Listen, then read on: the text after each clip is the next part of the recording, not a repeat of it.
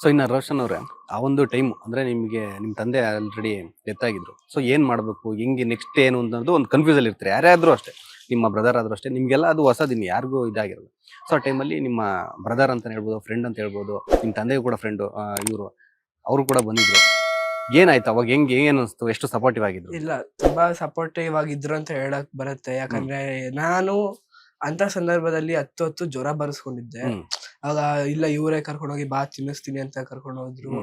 ಆಮೇಲೆ ನಮ್ ಒಳ್ಳೆ ಕ್ಲೋಸ್ ಫ್ಯಾಮಿಲಿ ಫ್ರೆಂಡ್, ನಮ್ಮ ಅಪ್ಪಂಗ್ ತುಂಬಾ ಒಳ್ಳೆ ಆತ್ಮೀಯರು ಅಂತ ಹೇಳ್ಬೋದು ಅಂತ ಹೇಳಕ್ಕಾಗತ್ತೆ. ಓಕೆ, ನೀವು ದೊಡ್ಡವರು, ನಿಮ್ಮ ತಮ್ಮಗಿಂತ ನೀವು ದೊಡ್ಡವರು. ಸೊ ನೀವು ಆ ಟೈಮಲ್ಲಿ ತುಂಬಾ ಬೇಜಾರಲ್ಲಿ, ನಿಮ್ದೇ ಆದಂತ ನೋವಲ್ಲಿ ಇದ್ರಿ. ಸೊ ಆ ಟೈಮಲ್ಲಿ ಯಾರಾದ್ರೂ ಒಬ್ರು ಆ ಒಂದು ಇದೆಲ್ಲ ನೋಡ್ಕೊಳಕ್ ಆಗಿರ್ಬೋದು, ಅದೊಂದು ನೆಕ್ಸ್ಟ್ ಸ್ಟೆಪ್ ಏನು ಅನ್ನೋದು ಮಾಡ್ಬೇಕು. ಅದನ್ನೇ ನಾನು ಹೇಳಕ್ಕೆ ಅಂತ ಬಂದೆ. ಬಟ್ ನಾನು ಅವತ್ತು ಥ್ಯಾಂಕ್ಸ್ ಅಂತ ಹೇಳಿದ್ದು ಬರೇ ಜನ ಯಾರೋ ದುಡ್ಡು ಕೊಟ್ಟಿದ್ರು, ಇದೇನೋ ಮಾಡಿದ್ರು, ಬರೇ ಅಂತವ್ರಿಗೆ ಮಾತ್ರ ಅಲ್ಲ. Till the very last end, ಅದೇ ನಾನು ಹೇಳಿದ್ನಲ್ಲ, ನನ್ನ ತಂದೆನ ನಾನು ಇಲ್ಲಿಂದ ಅಗೇನ್ ಉಡುಪಿವರೆಗೂ ಕರ್ಕೊಂಡು ಹೋಗೋವರೆಗೂ ದಾರಿ ಉದ್ದಕ್ಕೂ ಹೆಲ್ಪ್ ಮಾಡಿದವ್ರು ಇದಾರೆ ಸರ್. ಹೆಲ್ಪ್ ಅಂದ್ರೆ ಅವ್ರವ್ರದೇ ವೇ ಆಗಿ. ಸಡನ್ ಆಗಿ ಬಂದ್ಮೇಲೆ ಯಾರೋ ಒಬ್ರು ರೆಫ್ರಿಜಿರೇಟರ್ ಬಂದ್ರು, ಇನ್ನೊಬ್ರು ಬಂದ್ರು, ಇವ್ರು ಊಟ ಆಯ್ತಾ ಕೇಳಿದ್ರು, ಕಾಫಿ ಆಯ್ತಾ ಕೇಳಿದ್ರು. ಬಟ್ ಅದು ಊಟ ಕಾಫಿ ಮಾಡಕ್ ಟೈಮ್ ಅಲ್ದೇ ಇದ್ರು ಬಂದ್ ಕೇಳಿದ್ರ, ದಟ್ ಇಸ್ ಹೆಲ್ಪ್ ಮಾಡ್ತಿರೋ ಬಿಡ್ತಿರೋ ಅದು ಬೇರೆ ಪ್ರಶ್ನೆ. ಹೆಲ್ಪ್ ಮಾಡೋ ಮನೋಭಾವ ಬರ್ಬೇಕಲ್ಲ, ಫಸ್ಟ್ ಸ್ಟೆಪ್. ಕೇಳ್ತಾರಲ್ಲ ಆತರ ಕೇಳಿ ಇದ್ ಮಾಡಿದವ್ರು ಸುಮಾರು ಜನ ಇದಾರೆ ಸರ್. ಇವ್ನ ನೋಡ್ಕೊಂಡು, ಯಾಕಂದ್ರೆ ಅಲ್ಲಿ ಏನಾಯ್ತು ಅಂತ ಹೇಳ್ತೀನಿ ನಾನು. ಎಕ್ಸಾಕ್ಟ್ಲಿ ಹಾಸ್ಪಿಟಲ್ ಬರೋ ಟೈಮ್ ಅಲ್ಲಿ ಇವನ್ ಒಂದ್ ಕಡೆ, ತಾಯಿ ಒಂದ್ ಕಡೆ, ಅಂಡ್ ಎರಡು ಬೇರೆ ಬೇರೆ ಸ್ಥಿತಿಲಿ ಇದಾರೆ. ಒಳಗಡೆ ಅಲ್ಲಿ ಬೇರೆನೆ ಇದೆ. ಅಲ್ಲಿ ಒಂದಿಷ್ಟು ಸೈನ್ ಹಾಕ್ಸ್ಬೇಕು, ಬರೋ ಪ್ರೊಸೀಜರ್ ಇದೆ. ಅಲ್ಲದ ಅವ್ರವ್ರದೇ ಆದಂತ ಕ್ರಮ ಕಾರ್ಯಗಳಿದೆ. ಸೊ ಅದನ್ನ ಮಾಡೋರು. ಈಗ ನಾವು ಇಮೋಷನಲಿ ಡೌನ್ ಆಗ್ಬಿಟ್ರೆ, ನನ್ ಪೊಸಿಷನ್ ಹಂಗಿತ್ತು, ಈಗ ಇಮೋಷನಲಿ ಡೌನ್ ಆಗ್ಬಿಟ್ರೆ ಮತ್ ನಮಗೂ ಕುತ್ಕೊಂಡು ಯಾರಾದ್ರೂ ಅಳ್ಬೇಡಪ್ಪ ಸಮಾಧಾನ. ಬಟ್ ಅಲ್ಲಿ ತಂದೆನ್ ಕರ್ಕೊಂಬರೋದ್ ಮೋರ್ ಇಂಪಾರ್ಟೆಂಟ್ ಆಗಿತ್ತು. ನಾ ಕುತ್ಕೊಂಡು ಅಳದ್ಕಿಂತ, ಅಳಕ್ ಬೇರೆ ಟೈಮ್ ಇದೆ. ತಂದೆನ್ ಕರ್ಕೊಂಬಂದು, ಅಂಡ್ ಅಲ್ಲಿ ಕೆಲವು ಸತಿ ಏನಾಗುತ್ತೆ, ಈ ಗ್ಯಾಪ್ ಅಲ್ಲಿ ದಾರಿ ತಪ್ಸೋರ್ ಇರ್ತಾರೆ. ಇಮಿಡಿಯೇಟ್ ಆಗಿ ಉಡುಪಿ ಕರ್ಕೊಂಡು ಹೊಟ್ಟೋಗಿ, ಇಲ್ಲಿಂದಾನೆ ಕರ್ಕೊಂಡು ಹೊಟ್ಟೋಣ ಇಲ್ಲ. ಯಾಕಂದ್ರೆ ಜನ ಅವ್ರನ್ನ ಇಲ್ಲಿವರೆಗೂ ಬದುಕ್ಸಿಯಾರೆ, ಜನರಿಗೋಸ್ಕರ ಇಲ್ಲಿ ಕರ್ಕೊಂಬರ್ಬೇಕು ಅಷ್ಟೇ. ಸೊ ಅದಾದ್ಮೇಲೆ ಮತ್ತೆ ರಾತ್ರಿ ಮೇಲೆ ಉಡುಪಿ ಕರ್ಕೊಂಡು ಹೋಗೋಣ, ಬೆಳಗ್ಗೆ ಮೇಲೆ ಪ್ರೊಸೀಜರ್ ಮಾಡೋಣ ಅಂತ ಹೇಳಿದ್ಮೇಲೆ ಅವ್ರು ಇಲ್ಲಿಗೆ ಒಪ್ಕೊಂಡಿದ್ರು. ಆ ಗ್ಯಾಪ್ ಅಲ್ಲಿ ಇವ್ರು ಅಷ್ಟೇ ಕರ್ಕೊಂಡ್ ಬಂದ್ಮೇಲೆ ಮೇಲೆ ಶಾಮಿಯಾನ ಹಾಕ್ಸ್ಕೊಟ್ರು, ಇನ್ನೊಬ್ರು ರೆಫ್ರಿಜರೇಟರ್ ಹಾಕ್ಸ್ಕೊಟ್ರು. ಸೊ ಈ ತರ ಅವ್ರವ್ರದೇ ದಾರಿಲಿ ಎಲ್ರು ಹೆಲ್ಪ್ ಮಾಡ್ಯಾರೆ. ಇನ್ನು ಸುಪ್ರೀತ್ ಅವ್ರು, ನಿಮ್ಗೆ ಅವ್ರ ಫಾದರ್ಗೂ ಅಂದ್ರೆ ಯಾವ ರೀತಿ ಒಡನಾಟ ಇತ್ತು ಅಂತ? ಸರ್ ನನಗೆ ನಾನು ದರ್ಶನ್ ಸರ್ ಅವರ ಮೊದಲ ಹಾಡು ಮಾಡ್ತೀನಿ, ಕರುನಾಡಿನ ಕರಿಯ ಅಂತ ಒಂದು ಸಾಂಗ್ ಮಾಡ್ತಾರೆ. ಅವಾಗ ಒಂದು ಸೀರಿಯಲ್ ಮಾಡ್ತಿರ್ತಾರೆ ಅವರು, ಉದಯ ಟಿವಿದಲ್ಲಿ ಒಂದು ಸೀರಿಯಲ್.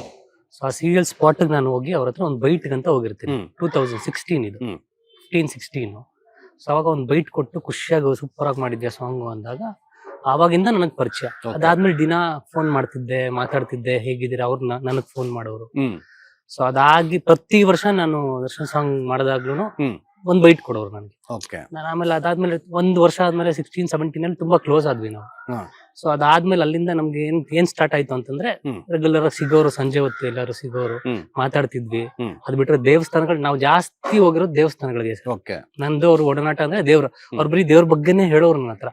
ಅವರು ಇದು ಚಾಮುಂಡೇಶ್ವರಿನ ಆರಾಧನೆ ಮಾಡ್ತಿದ್ರು ಅವರು, ನನ್ನ ಹತ್ರ ಹೇಳ್ತಾ ಇದ್ರು ಯಾವಾಗ್ಲೂ. ದೇವರಂದ್ರೆ ಅಷ್ಟು ಪವರ್ ಆಗಿ, ಅಂದ್ರೆ ಅಷ್ಟು ಪಾಸಿಟಿವ್ ಆಗಿರೋರು ಅವರು ಯಾವಾಗ್ಲೂ. ಅದಾದ್ಮೇಲೆ ನಾವು ರೆಗ್ಯುಲರ್ ಆಗಿ ಟ್ರಾವೆಲಿಂಗ್ ಮಾಡ್ತಿದ್ವಿ. ಒಂದು ದೀಪಾವಳಿ ಬಂದ್ರೆ ಇಲ್ಲಿಂದ ಇದು ಹಾಸನಾಂಬ ದೇವಸ್ಥಾನಕ್ಕೆ ಹೋಗ್ತಿದ್ವಿ ರೆಗ್ಯುಲರ್, ವರ್ಷ ಹೋಗ್ತಿದ್ವಿ. ಅದ್ ಬಿಟ್ರೆ ಇಲ್ಲಿಂದ ತಿರುವಣ್ಣಾಮಲೆಗೆ ಹೋಗ್ತಾ ಇದ್ವಿ. ಅದ್ ಬಿಟ್ರೆ ಇಲ್ಲಿ ಚಾಮುಂಡೇಶ್ವರಿ ಒಂದು ಟೆಂಪಲ್ ಇದೆ, ಅಲ್ಲಿ ದೈವಾರಾಧನೆ ಇದೆ ಅಲ್ಲಿ. ಸೊ ಅಲ್ಲಿ ರೆಗ್ಯುಲರ್ ಆಗಿ ಕರ್ಕೊಂಡು ಹೋಗ್ತಿದ್ದೆ, 1 year ರೆಗ್ಯುಲರ್ ಆಗಿ ಕರ್ಕೊಂಡು ಹೋಗ್ತಿದ್ದೆ. ಬನ್ನಿ ಅಣ್ಣ ಅಂತ. ಅಂದ್ರೆ ಅವ್ರು ನನ್ಗೆ KGF ಟೈಮ್ ಅಲ್ಲಿ ಇಲ್ಲಿ ಒಂದು ಗಡ್ಡೆ ಇತ್ತು, ಆವಾಗ ನಾನು ಕೇಳ್ದೆ ಅವ್ರನ್ನ, ಏನಣ್ಣ ಹಿಂಗಿದೆ ಅಂತ. ಇಲ್ಲ ಅದ್ಗೇನೋ ಬಿಡು ಅಂತ ಹೇಳ್ಬಿಟ್ರು ಅವ್ರು ನನ್ಗೆ.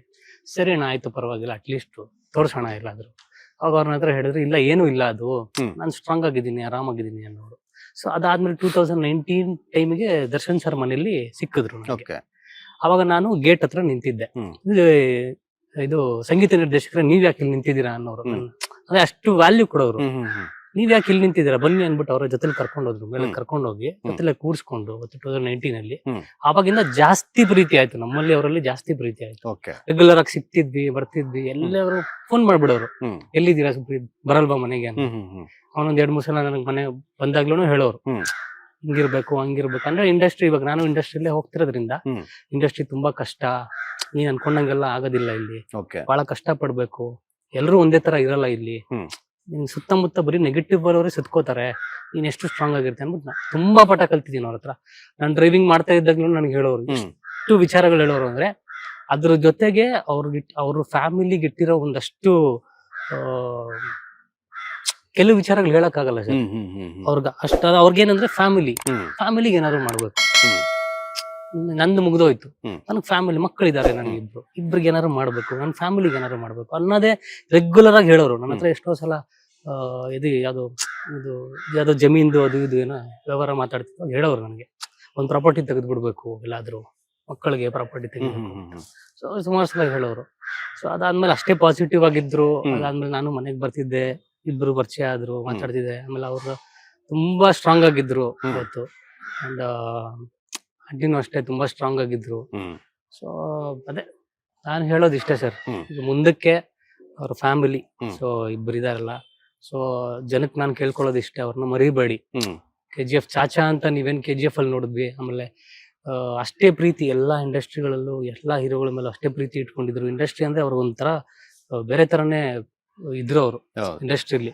ಅಂದ್ರೆ ಎಲ್ಲಾ ದೊಡ್ಡ ದೊಡ್ಡ ಸಿನಿಮಾ ಎಲ್ಲಾ ಹೀರೋಗಳಿಗೂ ಫಸ್ಟ್ ವಿಲನ್ ಸರ್ ಅವ್ರು ಆಕ್ಚುಲಿ ಹೇಳ್ಬೇಕು ಅಂದ್ರೆ. ಅಷ್ಟು ನಮಗೆ ಇನ್ನೊಂದು ಬೇಜಾರ್ ವಿಚಾರ ಏನಂತಂದ್ರೆ, ಎಷ್ಟೋ ಜನ ಅವತ್ತು ನಾನು ಅಷ್ಟು PRO ಕಾಲ್ ಮಾಡಿ ಹೇಳಿದ್ದೆ, ಇಂಡಸ್ಟ್ರಿಲಿ ಫಿಲ್ಮ್ ಚೇಂಬರ್ ಅಲ್ಲಿ ಯಾರ್ಯಾರು ಇದ್ದಾರೋ ಬನ್ನಿ 8 ಗಂಟೆ ಒಳಗಡೆ ಅಂತ ನಾನು ಇನ್ಫಾರ್ಮ್ ಮಾಡಿದ್ದೆ. PRO ಕಾಲ್ ಮಾಡಿ ಹೇಳಿದ್ದೆ ಬನ್ನಿ ಯಾರ್ಯಾರು ನೋಡ್ಬೇಕು. ಬಟ್ ನಮಗ್ ಬೇಜಾರಾಗಿದೆ ಅನ್ನೋದು ತುಂಬಾ ಜನ ಬರ್ಲಿಲ್ಲ ಅವತ್ತು, ತುಂಬಾ ಬೇಜಾರಾಗಿದ್ದೆ ನಮ್ಗೆ. ಬಟ್ ಯಶ್ಗಿಂತ ದೊಡ್ಡವ್ರು ಯಾರಿದ್ದಾರೆ ಸರ್, ಧ್ರುವ ಸರ್ಜಾ ಅವ್ರಿಗಿಂತ ಯಾರಿದ್ದಾರೆ ಸರ್, ಅವರೇ ಬಂದ್ ನೋಡಿದ್ದಾರೆ ಮಾಡಿದ್ದಾರೆ ಅಂದಾಗ ಎಷ್ಟೋ ಜನ ಕಲಾವಿದರು ಅವ್ರ ಜೊತೆ ಫೋಟೋ ಎಷ್ಟೋ ಜನ ನಾನು ನೋಡಿದ್ದೀನಲ್ಲ, ನನ್ನ ಜೊತೆಲಿ ಇರುವಾಗೆಲ್ಲ ಎಷ್ಟೋ ಜನ ಬರೋರು, ಮಾತಾಡ್ಸೋರು, ಇಂಡಸ್ಟ್ರಿ ಅವರು ಶೂಟಿಂಗ್ ಟೈಮಲ್ಲಿ ಮಾತಾಡ್ಸೋರು, ಸೀರಿಯಲ್ ಶೂಟಿಂಗ್ ಟೈಮಲ್ಲಿ ಮಾತಾಡೋರು, ನಾನೆಲ್ಲರೂ ಹೊರಗಡೆ ಹೋಗ್ಬೇಕಾದ್ರೆ ಮಾತಾಡೋರು. ಅವತ್ತು ಅಟ್ಲೀಸ್ಟ್ ಬಂದು ಅವ್ರನ್ನ ನೋಡಿ ಮಾಡಿ, ಎಷ್ಟೋ ಜನ ನನಗ್ ಫೋನ್ ಮಾಡಿ ಬರ್ಬೋದಾ, ಎಷ್ಟೊತ್ತಿಗೆ ಬರ್ಬೇಕಂತ ಫೋನ್ ಮಾಡಿ ಕೇಳಿರೋರು ಇದ್ದಾರೆ. ಸೊ ಅಟ್ಲೀಸ್ಟ್ ನಾವು ಸುಕ್ಕುದ ಟೈಮಲ್ಲಿ ಇರೋದಲ್ಲ ಸರ್, ಎಷ್ಟೋ ಸಲ ಸುಕ್ಕುದ ಟೈಮಲ್ಲಿ ನಾನು ಇದೀನಿ ಜೊತೆಲಿ, ಸುಕ್ಕುದ ಟೈಮಲ್ಲಿ ಇರೋದು ಇಂಪಾರ್ಟೆಂಟ್ ಅಲ್ಲ, ಯಾವಾಗ ಕಷ್ಟ ಇರುತ್ತೆ ಅವಾಗ ನಾವು ಜೊತೆಲಿ ಇರ್ಬೇಕಾದ್ರೆ ತುಂಬಾ ಇಂಪಾರ್ಟೆಂಟ್ ಆಗುತ್ತೆ ಸರ್. ಸೊ ನನ್ಗೆ ಅವ್ರು ಹೋಗಿರೋ ತರಾನೇ ಇಲ್ಲ. ಕೊನೆ ಮೂಮೆಂಟ್ ಅಲ್ಲೂ ನನ್ಗೆ ಚಿಕ್ಕ ಮಗ ಫೋನ್ ಮಾಡಿದಾಗ, ಅಪ್ಪ ನಿಮ್ಮನ್ ಕೇಳ್ತಾ ಇದಾರಣ್ಣ ಬನ್ನಿ ಅಂತ ನನಗೆ ಆ ಟೈಮಲ್ಲಿ ಅವ್ರನ್ನ ಆತರ ನೋಡಕ್ ಆಗಲ್ಲ. ಸೊ ನಾನು ಅವ್ರನ್ನ ನೋಡಿರೋ ರೀತಿನೇ ಬೇರೆ, ಅವ್ರ ಜೊತೆ ನಾನು ಕಳೆದಿರೋ ಟೈಮ್ನೇ ಬೇರೆ ಸರ್. ಅವ್ರು ಹೆಂಗಿದ್ರು ಅಂದ್ರೆ ಅವರು ಫುಲ್ ಸ್ಟ್ರಾಂಗ್ ಆಗಿರೋರು, ಒಳ್ಳೆ ಸಿಂಹದ ತರ ಇರೋರು, ಆ ಲೆವೆಲ್ಗೆ ಅವ್ರು ಆಕ್ಟಿಂಗ್ ಮಾಡಿದ್ರೆ ಆ ಲೆವೆಲ್ಲೇ ಬೇರೆ. ಸೊ ಹಂಗಿರೋರು. ಸೊ ಅದು ನೋಡಕ್ ನನ್ ಕೈಲಿ ಆಗ್ತಾ ಇರ್ಲಿಲ್ಲ. ಆ ಮೊಮೆಂಟ್ ನನ್ಗೆ ಕಳಿಯೋಕ್ಕೂ ಆಗಲ್ಲ. ಎಷ್ಟೋ ಜನ ನನಗೆ ವಿಡಿಯೋ ಕಳಿಸೋರು, ಎಲ್ಲ ಕಳಿಸೋರು, ಬಟ್ ಅವ್ರು ನೋಡಿದ ರೀತಿ ಬೇರೆ ಇತ್ತು ನಂದು. ಸೊ ಬಟ್ ಆದ್ರೂ ಕೂಡ ಇವತ್ ನಮ್ ಜೊತೆಗಿದ್ದಾರೆ. ಸೊ ನಾನು ಅದೇ ಅನ್ಕೋತಾ ಇದ್ದೆ, ಏನಪ್ಪಾ ಇವತ್ತೇ ಮಾತಾಡ್ಬೇಕು ಅನ್ನೋ ಪರಿಸ್ಥಿತಿ ಬಂದ್ಬಿಡ್ತು ನನಗೆ ಅಂತಾನು ಅನ್ಕೊಂಡ್ ನಾನು. ಸೊ 6ನೇ ತಾರೀಕೆ ತಿರ್ಗಾ ಮಾತಾಡ್ಬೇಕು. ಸೊ ಹೋದ್ ತಿಂಗಳು 6ನೇ ತಾರೀಕು ಅವ್ರ ಜೊತೆಗೆ ಇರ್ಲಿಲ್ಲ. ಈ ತಿಂಗಳು 6ನೇ ತಾರೀಕೆ ತಿರ್ಗಾ ಮಾತಾಡ್ತಿದೀವಿ ಅವ್ರ ಬಗ್ಗೆ ಅಂದ್ರೆ ಅವ್ರು ಇದಾರೆ ಅಂತ ಅರ್ಥ.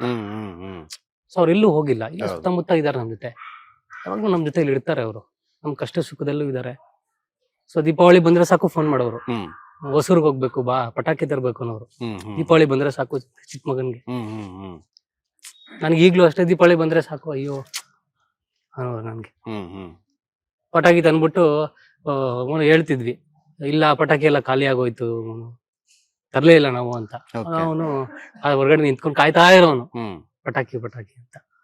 ನಾವು ಅಂದ್ರೆ ಅವ್ರ ತಂದೆ ಹೇಳೋರು, ಹೇಳೋದ್ ಬೇಡ ಮಗನ್ಗೆ ನಾವು ತಂದಿರೋದು, ಸರ್ಪ್ರೈಸ್ ಆಗಿ ಇಟ್ಬಿಡೋಣ, ಖಾಲಿ ಆಗೋಯ್ತು ಅಂತ ಹೇಳ್ಬಿಡೋ ಅನ್ನೋರು. ಬಂದ ತಕ್ಷಣ ಇಲ್ಲ ಪಟಾಕಿ ಅನ್ಬಿಡ್ತಿದ್ವಿ. ಆದ್ರೂ ಅಂದ್ರೆ ಆ ಮೂಮೆಂಟ್ ಎಲ್ಲ ನೆನಪಾಗುತ್ತೆ ಸರ್. ಬಟ್ ಮಿಸ್ ಮಾಡ್ಕೊಂತೀನಿ, ತುಂಬಾ ಮಿಸ್ ಮಾಡ್ಕೊಂತೀನಿ ಅವ್ರ ಜೊತೆ ಟೈಮ್ ಸ್ಪೆಂಡ್. ಇಲ್ಲಿಂದ ಅವ್ರ KGF ಟೈಮಲ್ಲಿ ಅಂತೂ ನಾವು ಜಾಸ್ತಿ ಅವ್ರನ್ನ 14 ಕಿಲೋಮೀಟರ್ ಗಿರಿವಲ್ಲ ಮಾಡಿಸಿದೆ. ತುಂಬಾ ಸ್ಟ್ರಾಂಗ್ ಆಗಿ ಇದ್ರು ಅವರು. KGF ಮುಗಿಸ್ಕೊಂಡ್ ಬಂದಿದ್ರು ಶೂಟಿಂಗ್ ಅವಾಗ ಹೇಳಿದ್ರು, ಅಣ್ಣ ಬನ್ನಿ ದೇವಸ್ಥಾನ, ಬರ್ರಿ ದೇವಸ್ಥಾನ ಸರ್, ಬರೀ ಎಲ್ಲೂ ನಾವು ಓಡಾಡಿಲ್ಲ.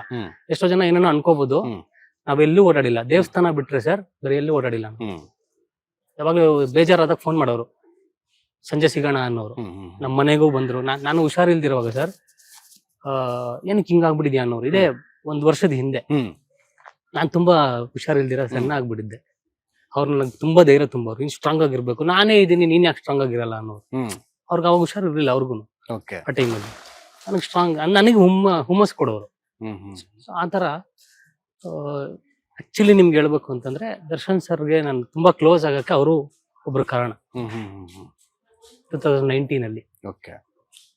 ಸೊ ನಾವೆಲ್ಲೋ ಇರ್ತೀನಿ, ಕರ್ಕೊಂಡೋಗಿ ಬಿಡ್ತಾರೆ, ಮಾತಾಡಿಸ್ತಾರೆ, ಸೊ ಆ ಥರ. ಸೊ ಇವಾಗ ನೆಕ್ಸ್ಟ್ ಅದೇ ನಾನು ಹೇಳೋದೇನಂದ್ರೆ ಅಟ್ಲೀಸ್ಟ್ ಒಬ್ರಾದ್ರೂ ಇಂಡಸ್ಟ್ರಿಗೆ ಬರಲಿ ಅನ್ನೋದು ನಮ್ಗೆ ಆಸೆ. ಸೊ ಕಷ್ಟದಲ್ಲೂ ಸುಖದಲ್ಲೂ ಆಗಿರ್ಬೋದು, ನೆಕ್ಸ್ಟ್ ಏನೇ ಇದ್ರು ನಮ್ ಕೈಲಿ ಏನಾಗುತ್ತೋ ನಾವು ಸಪೋರ್ಟ್ ಮಾಡೋಣ ಅನ್ನೋದು ನಮ್ಗೆ. ಯಾಕಂದ್ರೆ ಇಂಡಸ್ಟ್ರಿಯಲ್ಲೇ ಇರೋದ್ರಿಂದ ಯಾರಾದ್ರೂ ಒಬ್ರು ಬರ್ಬೇಕು ಅನ್ನೋದು ನಮ್ಗೆ. ಇವಾಗ ದೊಡ್ಡ ಮಗ ಮಾತಾಡಿದ್ ನಾನು ಇವತ್ತೇ ನೋಡಿದ್ದು, ಇಷ್ಟು ಮೆಚುರಿಟಿಯಿಂದ ಮಾತಾಡ್ತಾರೆ ಅಂದಾಗ ನನ್ನ ಪ್ರಕಾರ 100% ಇನ್ನೊಂದು 1 year ಆದ್ಮೇಲೆ ಅಟ್ಲೀಸ್ಟ್ ಬರ್ಬೇಕು. ಯಾಕಂದ್ರೆ ಜನ ಹಿಂಗ್ ಮರಿತಾರೆ ಸರ್, ಈ ತರ ಈ ಫ್ರಾಕ್ಷನ್ ಆಫ್ ಟೈಮಲ್ಲಿ ಮಧ್ಯೆ ಮರಿತಾರೆ ಜನ ಈಗ. ಸೊ ಅದಕ್ಕೆ ಅವ್ರ ಹೆಸರು ಆಗ್ಲಿ, ಅವರೊಂದು ಒಂದು ಎನರ್ಜಿ ಆಗ್ಲಿ, ಹರೀಶ್ ರಾಯ್ ಅಂದ್ರೇನೆ ಆ ಹೆಸರು ಹೋಗ್ಬಾರ್ದು ಹೊರಗಡೆ, ಅದಿರ್ಬೇಕು ಅನ್ನೋದು ನಮ್ಮ ಆಸೆ. ಆಮೇಲೆ ಅವ್ರ ಫ್ಯಾಮಿಲಿಯವರೆಲ್ಲ ಆಸೆ. ಲೇಟೆಸ್ಟ್ ಹಾಗೂ ಇಂಟ್ರೆಸ್ಟಿಂಗ್ ಸುದ್ದಿಗಳಿಗಾಗಿ ಬಾಸ್ ಟಿವಿ ಕನ್ನಡ ಚಾನೆಲ್ನ ಸಬ್ಸ್ಕ್ರೈಬ್ ಮಾಡಿ, ಹಾಗೆಯೇ ಬೆಲ್ ಐಕಾನ್ ಪ್ರೆಸ್ ಮಾಡಿ. ಇದರ ಜೊತೆಗೆ ಫೇಸ್ಬುಕ್, ಇನ್ಸ್ಟಾಗ್ರಾಮ್, ಎಕ್ಸ್ ನಲ್ಲೂ ಮಿಸ್ ಮಾಡದೆ ಫಾಲೋ ಮಾಡಿ.